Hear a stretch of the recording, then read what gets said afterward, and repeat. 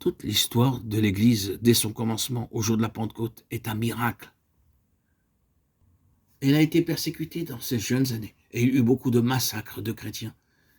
L'Empire romain avait décidé que le christianisme devait être effacé de la terre. Et en ce temps-là, et bien des fois depuis lors, l'Église a traversé des crises très sérieuses.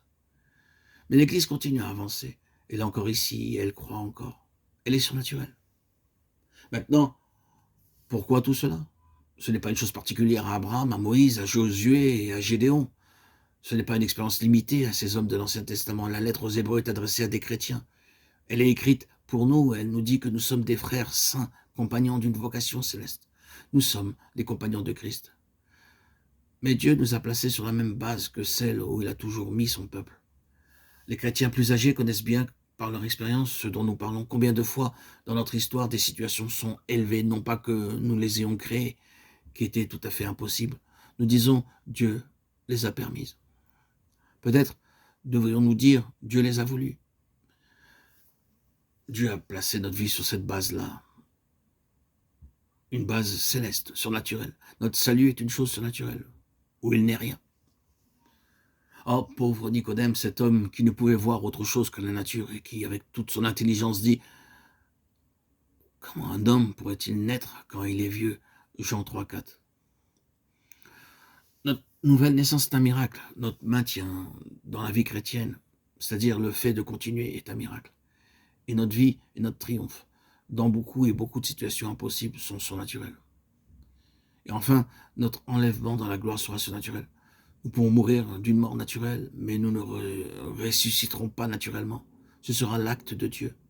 Et s'il est vrai que nous partageons sa gloire, nous qui nous connaissons nous-mêmes, nous dirons avec joie, ce sera un miracle.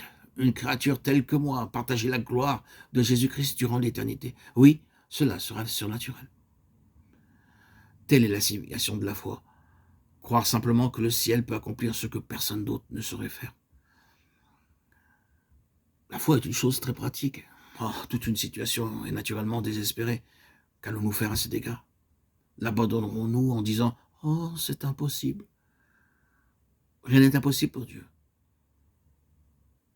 Si nous avons une base terrestre, bien sûr, alors nous nous confrontons à des choses terrestres qui ne sont pas de Dieu. Et beaucoup d'embûches se trouvent sur notre chemin. C'est la fin de tout. C'est le découragement, l'épuisement, l'échec. Nous sommes au bout.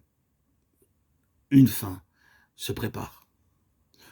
Ou bien alors, dirons-nous, oui, il en est ainsi naturellement. Mais Dieu, mais le ciel est plus grand que la terre, et Dieu est plus grand que tout. Ah, tel est le message de la lettre aux Hébreux.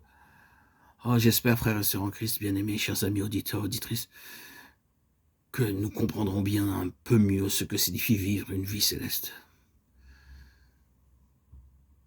Elle signifie vivre sur les ressources que le ciel a pour nous, alors que toutes les autres ressources sont épuisées.